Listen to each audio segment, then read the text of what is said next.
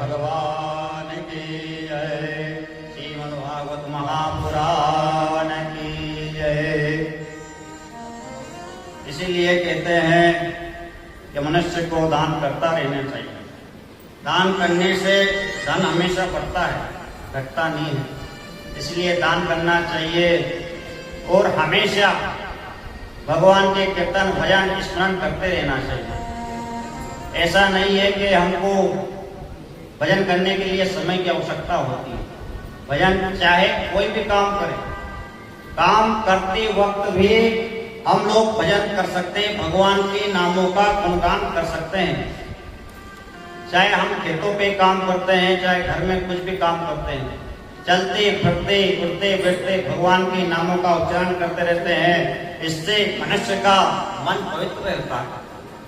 अब आगे भगवान कहते हैं, भगवान गोविंद ने पिता माँ से कहा, आपको इच्छा मृत्यु का वरदान मिला, आप तो हजारों वर्ष जीवित रह सकते हैं। भीष्म ने कहा है, हे केशव, आप जीने की कामना नहीं है। इतनी सुंदर मृत्यु कभी किसी को हो सकती है क्या? कहते हैं कि देहांत काले तुम सामने हो, मुरली बजाते मन को लुभाते, यह गीत गाकर तन्नाथ त्यागो, गोविंद दामो धर्मात्मीति। बड़े प्रयास करते हैं, माला करते हैं, जाप करते हैं, भगवान का पाठ करते हैं, भागवत सुनते हैं, क्योंकि मृत्यु के समय हमारे मुंह से राम का नाम निकले, लेकिन उसी समय नाम नहीं निकलता, कंठ अवरुद्ध हो जाता है। भीष्म बोले, मैं कितना भाग्यशाली हूँ, कितना बड़ा मेरा प्रारब्ध है। साक्षात मुरली मनोहर मेरे गोविंद मृत्यु के समय मेरी आंखों के सामने खड़े हैं। ऐसे सुंदर मृत्यु को छोड़कर कोई क्यों जीना चाहेगा?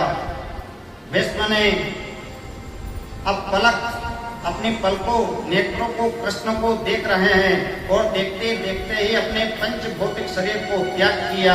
भीष्म ने अपने पंच भौतिक शरीर का त्याग किया। बोलो गोपाल कृष्ण भगवान की जय। अब आगे भगवान द्वारका के लिए प्रस्थान करते हैं। भगवान द्वारका जाते हैं। द्वारका जाने के उपरांत में सबसे पहले अपने माता पिता को प्रणाम करते हैं। भगवान माता पिता को प्रणाम करते हैं, अपने वृद्धजनों को प्रणाम करते हैं। हमेशा प्रणाम करते रहना चाहिए। अपने घर में भी अपने बच्चों को भी ऐसे संस्कार डालने चाहिए। हमेशा कहीं भी जाएं, चाहे स्कूल जाएं, चाहे बाहर जाएं, जो भी कार्य के लिए हम घर से जैसे बाहर निकलते हैं, उसी समय पे भगवान को प्रणाम करना चाहिए, हमारे माता पिता को प्रणाम करना चाहिए, हमारे गुरुजनों को प्रणाम करना चाहिए, अतिथियों का सम्मान करना चाहिए। ये हर घर में ऐसा होना चाहिए। ये तो कहते हैं, माता शत्रु पिता वेरी ये न बालो न पाठिता। शास्त्र कहते हैं वो माँ तो अपने पुत्र को शत्रु है, और जो अपने बालक को सुंदर शिक्षा नहीं देते, सुंदर शिक्षा होनी चाहिए, जो सुंदर शिक्षा नहीं देते, उनके अंदर अच्छे विचार नहीं डालते, कभी बच्चों को प्रणाम करने का नहीं बोलते, वो बचपन में जो संस्कार हम बच्चों में डालेंगे नहीं, वही संस्कार जीवन पर्यंत रहते हैं। हमेशा बच्चों को संस्कार, अच्छे संस्कार देना चाहिए। अब आगे भगवान द्वारिका पहुंचते हैं। इसके उपरांत जैसे ही भगवान द्वारका तो चले गए, लेकिन जिस बालक को प्रभु ने गर्भ में जाकर बचाया था, उस बालक ने आज हस्तिनापुर में जन्म ले लिया। इसी का नाम परीक्षित है। ये अभिमन्यु का बेटा है, जिसने अपने पिता का मुख नहीं देखा। जब ये 3-4 महीने का गर्भ में था, पिता की मृत्यु हो गई और युद्ध में मारे गए। जैसा ही इसने जन्म लिया, देखते ही पालकी मारकर गिर गया। बोलो परीक्षित महाराज की जय। धीरे धीरे परीक्षित महाराज बड़े होते गए। बड़े होने के उपरांत में परीक्षित का विवाह हुआ। विवाह के उपरांत परीक्षित को राजगद्दी पर बैठा के 5 पांडव वन में तपस्या के लिए निकल पड़े। परीक्षित महाराज बड़े प्रतापी हैं, समय व्यतीत होता रहा, उन्होंने अच्छा राजकार्य संभाला। परीक्षित के 4 पुत्र हुए। जो बड़ा पुत्र है उसका नाम जन्मेजय है। राजा परीक्षित एक बार वन में जाते हैं, इसलिए राजा परीक्षित जो वेश बदल के कभी कभी संतों के महंतों के आश्रम में जाते हैं, वहाँ पे सेवा करते हैं, वहाँ पे पूजा करते रहते हैं और वहाँ झाड़ू लगाते हैं आदि अत्यंत काम करते हैं। क्योंकि राजा हैं, वेश बदल के उनको जाना पड़ता है। अगर वो राजा बन के जाएंगे कोई उनको सेवा करने का मौका नहीं देता, इसलिए वो वेश बदल के जाते हैं ऋषियों के आश्रम में और वहाँ पे सेवा करते हैं। राजा परीक्षित आज उन्होंने उस मुकुट को पहना, सुंदर जंगल में चले गए। जाकर परीक्षित ने एक दृश्य देखा। एक पेड़ से एक बैल खड़ा है और बैल के सामने गाय खड़ी है और गाय माता बार बार दान करती है, लेकिन बैल उसको समझाने का प्रयास कर रहा है। जरा स्पष्ट में कहूं तो बैल कोई और नहीं, धर्म ही बैल है। सतयुग में धर्म के 4 पेड़ थे, सत्य, दान, दया और पवित्रता। इन चारों में ही शांति है। सतयुग समाप्त हो गया तो त्रेता आते आते 3 ही रहे। द्वापर में 3 पेड़ धर्म के गए, सत्य रहा। पत्नी रूपी गाय को धर्म रूपी बैल समझाता है, माता तुम क्यों रोती हो? कोई तुम्हारा मित्र छोड़कर तुम्हें चला गया, उसकी याद में रोती हो? या मेरे 3 पैर कटे हुए हैं, इनको देखकर तुम रुदन करती हो? तुम तो साक्षात माता पत्नी हो। इन दोनों की बात राजा परीक्षित ने सुना। पास आए, राजा परीक्षित पास आए और बोले, आपके 3 पैर किसने काटे? मैं परीक्षित हूँ, पांडव का पुत्र। मेरे राज्य में ऐसा अनाधिकारी कोई कर नहीं सकता। ऐसा दुष्टता कौन कर सकता है मेरे राज्य में? आप साक्षात धर्म के स्वरूप हैं, आपके 3 पैर किसने काटे? मैं उस व्यक्ति को दंडित करूंगा, उसको छोड़ूंगा नहीं। धर्म रूपी बैल बोला, राजन किसका नाम लें? कोई किसी को तकलीफ नहीं दे सकता, कोई किसी को कष्ट नहीं दे सकता। जो कुछ भी मिलता है अपने कर्म से ही मिलता है। बैल रूपी धर्मराज कहता, यदि कर्म का प्रधानता को मैं मानूं तो मेरा कर्म ही ऐसा हुआ होगा जिससे मेरे 3 पैर कटे गए। राजा परीक्षित कहते हैं, आप ठीक ठीक कह रहे हैं कि भगवान, लेकिन मैं उस व्यक्ति को ढूंढूंगा, मैं प्रयास करूंगा आपको तकलीफ देने वाले को। किसने आपके पैरों को काटा उसको छोड़ूंगा नहीं। इतना कहकर जैसे ही परीक्षित चले, एक विचित्र दृश्य, एक लंबा तगड़ा विशाल पुरुष, बड़ी बड़ी जिसकी आंखें हैं, बड़ी बड़ी मूंछें हैं, लंबी लंबी भुजा, नग्न तलवार लिए, काला काला चेहरा, नग्न तलवार लेकर एक पैर से खड़े हुए बैल के उस पैर को भी काटने को उतारू हो गए। ये काल पुरुष कोई और नहीं, इसी का नाम कलयुग है। कलयुग ही एक भी पैर धर्म का सुरक्षित नहीं रहने देता।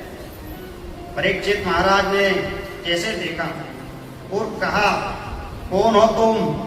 एक पैर से खड़े हुए इस बैल के इस पैर को क्यों काट रहे हो? शर्म नहीं आती तुम्हें?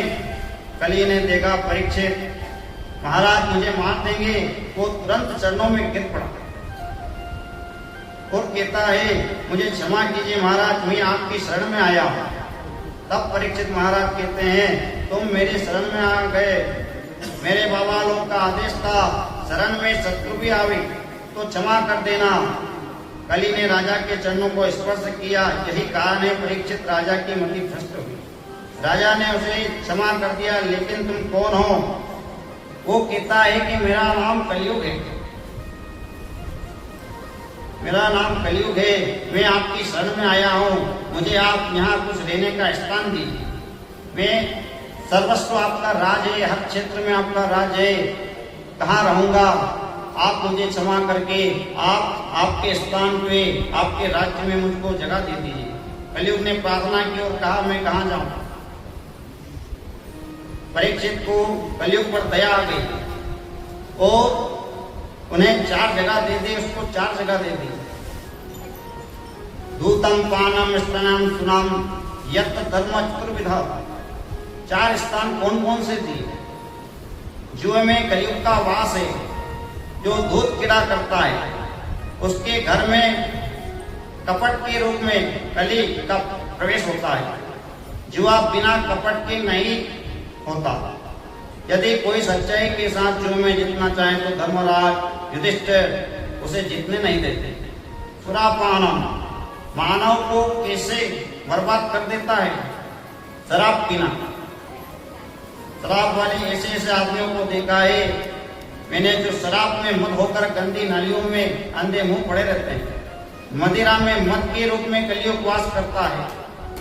परस्ते गमनम, स्त्रियों में पराई स्त्री का गमन करना वाला इस कुसंगति कर्म के रूप में कलयुग का वास करता है। किसी भी प्राणी की हिंसा करना, इसमें भी कलयुग का वास है। जो दूसरों की हिंसा करता है, जीव हत्या करता है, उसमें भी कलयुग का वास होता है।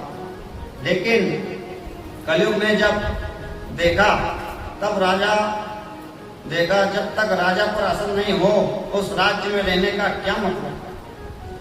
राजा परीक्षित ना तो जुआ खेलते हैं, ना शराब पीते हैं, ना परिस्थिति गमन करते हैं, ना किसी की हिंसा करते हैं। कली बोला ये सब जगह तो गंदी है महाराज, कोई अच्छा सा स्थान और दे दे तो बड़ी कृपा होती। तो ना जाने क्यों परीक्षित के मुंह से निकल गया, जाओ स्वर्ण में भी तुम्हारा वास होगा। परीक्षित का मुकुट भी तो स्वर्ण का था। कलयुग ने सूक्ष्म रूप लिया और मुकुट में होकर मस्तिष्क में प्रवेश कर गया। राजा परीक्षित ने जो मुकुट पहन रखा था वो पांडवों का मुकुट नहीं था, ये जरासंध का मुकुट था। जरासंध को मारकर पांडव लोग इस मुकुट को ले आए और जरासंध तो बड़ा पापी था। इसी दुर्गुणों की वजह से उस मुकुट में होकर कली मस्तिष्क में प्रवेश कर गया। अब राजा परीक्षित एक बार जंगल में जाते हैं। जाते जाते परीक्षित एक ऋषि के आश्रम पर पहुंचे गए। ये तेजस्वी संत हैं जिनका नाम समीक ऋषि। समाधि में बैठे हैं। राजा परीक्षित को प्यास लगी। महात्मा जी जल पिलाओ। हम परीक्षित बोलते हैं अरे सुनते नहीं क्या, हमें भूख लगी है, कुछ खाने को दीजिए। लेकिन मन की वृत्तियां उस ऋषि की अंतर्मुख हो गई। यह अभ्यास से निवृत्ति हो चुकी थी, इसलिए ऋषि को कुछ मालूम नहीं पड़ा। राजा ने सोचा ये ढोंगी महात्मा है, तिलक लगाकर आंख बंद कर ढोंग करता है। मैं यहाँ आया हूँ यह जानकर भी आंखें नहीं खोलता। राजा ने चारों ओर देखा, एक मरा हुआ काला नाग पड़ा था, एक सर्प पड़ा था। राजा ने उस मरे हुए सांप को लेकर ऋषि के गले में डाल दिया और चल गए। थोड़ी देर में संगे ऋषि वहां आए और समाधि में लीन पिता के गले में मरा हुआ सर्प देखकर बोले ये दुष्टता किसने की, किसने डाला मरा हुआ सर्प पिताजी के गले में। छोटे छोटे नन्हे ऋषि कुमारों ने कहा महाराज राजा परीक्षित आए थे, आपके पिता से भोजन की याचना कर रहे थे, इनसे कोई उत्तर नहीं मिला तो उन्होंने ही यह मरा हुआ सर्प आपके पिताजी के गले में डाल दिया। उस ब्रह्मचारी तेजस्वी ऋषि का क्रोध भड़क उठा। तुरंत हाथ में गंगा जल लेकर कहा जिस सर्प को परीक्षित ने मेरे पिता के गले में डाला है उसके पूर्वज जो तक्षक सर्प हैं, आज के 7वें दिन परीक्षित को डस लेगा और उसकी अकाल मृत्यु हो जाएगी। उन्हें भारत का सम्राट होने का कोई गर्व नहीं है। वाणी रूपी बाण चला दिए, लेकिन परीक्षित महाराज ने सायंकाल महल में लौटकर मुकुट को जैसे ही उतार कर रखा, वह बोले ये मैंने क्या अपराध कर डाला। एक संत के गले में मरा हुआ सांप डालकर चला आया। राजा के मन में बड़ी ग्लानि हुई और वो सोच रहे हैं कि इधर समीक मुनि ने अपने गले में मरा हुआ सर्प देखा, समाधि उठते ही तो सोचा किस ऋषि ने, किस बच्चे ने, किस बालक ने विनोद किया, किसी बालक ने विनोद किया होगा। लेकिन अपने पुत्र को रोते हुए देखा। पुत्र ने कहा, राजा परीक्षित आपके गले में मरा हुआ सर्प डालकर चले गए, तो क्या हुआ बेटा? समीक मुनि ने कहा, बेटा जो राजा हमारी रक्षा करता है, हमारा आदर करते आए हैं, राजा परीक्षित की कृपा से हम निर्जन वन में निर्भर विचरण करते हैं। जो राजा हमारी सुरक्षा करता है, आज यदि वो राजा हमारे आश्रम पर आए तो हमारा कर्तव्य बनता है कि हम उन्हें जलपान कराएं, उनको भोजन कराएं। पर मैं समाधि में था, ये नहीं जान पाया, मैंने उनका आदर नहीं किया, तो राजा को क्रोध आ गया होगा, तो राजा सबको डालकर चले गए होंगे। कोई बात नहीं। संगी ऋषि बोले, पिताजी मैंने उन्हें दंड ऐसा दिया है कि आज के बाद परीक्षित जीवन में दोबारा कभी ऐसी गलती नहीं करेगा। समीक ऋषि बोले कि क्या किया तुमने बेटा? कि बोलो पिताजी, आज के 7वें दिन परीक्षित को तक्षक सर्प डस लेगा और उसकी अकाल मृत्यु हो जाएगी। इतना सुनते ही ऋषि के नेत्र छल हो गए। बोले, अरे बेटा ये तुमने क्या किया? इतने बड़े धर्मात्मा राजा को तुमने अकाल मृत्यु का श्राप दे दिया। हम लोग संत हैं बेटा, संत को करुणावान होना चाहिए, प्राणी मात्र के लिए मैत्री और प्रेम का भावना वाला होना चाहिए। ये तुमने क्या किया? लेकिन जो बाण निकल चुका वो लौटकर कभी आता नहीं, इसलिए समीक मुनि ने अपने गोरमुख नाम के शिष्य को बुलाया और कहा, बेटा राजा परीक्षित के दरबार में तुरंत जाओ और उन्हें कहो मेरे नारायण पुत्र ने उन्हें श्राप दे दिया है। आज के 7वें दिन तक्षक सर्प के डसे जाने से उनकी अकाल मृत्यु हो जाएगी। 7 दिन में अपनी मुक्ति का उपाय वो कर सके तो जरूर कर ले, और कोई उपाय नहीं है। गोरमुख नाम के शिष्य ने जाकर राजा परीक्षित को सूचना दे दी। लेकिन राजा परीक्षित ने जब सुना कि 7वें दिन मेरे शरीर की मृत्यु हो जाएगी, 7वें दिन में मर जाऊंगा, तो वो उस शिष्य से बोले कि आपके ऋषि कुमार ने मुझे 7 दिन में मरने का श्राप देकर बिल्कुल अच्छा नहीं किया, क्योंकि मेरे शरीर ने एक संत का अपराध किया है। मैं तो इस शरीर को 7 मिनट भी रखना नहीं चाहता। सोचता हूँ मृत्यु हो जाए, मेरे प्राणांत हो जाए, मेरे ऊपर बिजली गिर जाए, इस शरीर को रख कर करूंगा क्या? वैसे मैं स्वयं कल आकर ऋषि से क्षमा याचना करने वाला था, लेकिन जैसी प्रभु की इच्छा। परीक्षित महाराज ने मंत्री को सूचना दी, हमारे ज्येष्ठ पुत्र जन्मेजय को राजगद्दी पर बैठाने की व्यवस्था कर।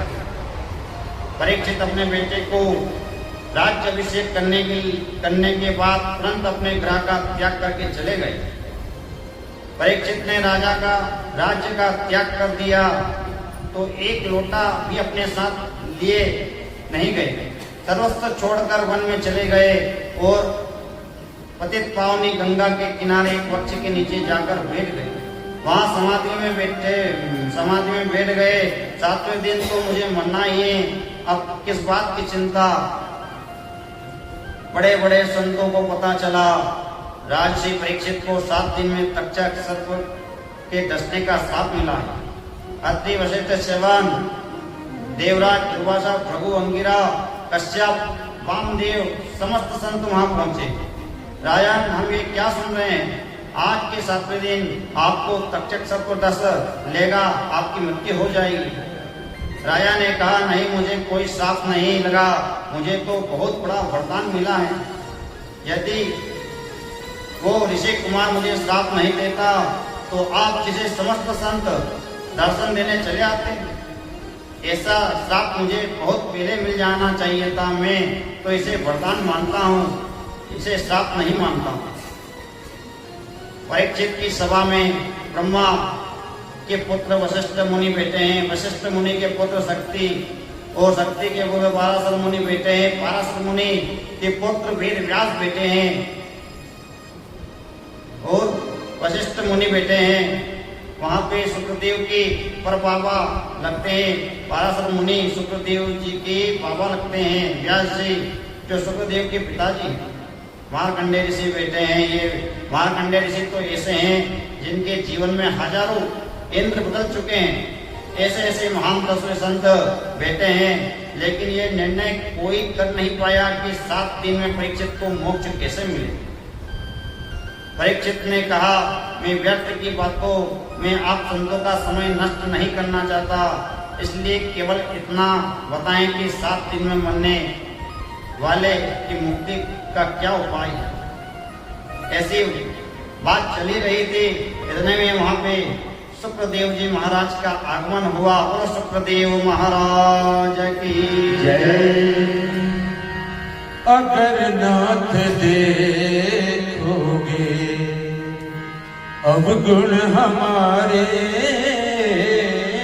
अगर नाथ देखोगे अवगुण हमारे, अगर नाथ देखोगे अवगुण हमारे, अगर नाथ देखोगे अवगुण हमारे, अगर नाथ देखोगे अवगुण हमारे, अगर नाथ देखोगे अवगुण हमारे, तो हम तेरे भव से लगेंगे किनारे, अगर नाथ देखोगे अवगुण हमारे, अगर नाथ देखोगे अवगुण हमारे, तो कैसे लगेंगे किनारे, अगर नाथ देखोगे अवगुण हमारे, अगर नाथ देखोगे अवगुण हमारे।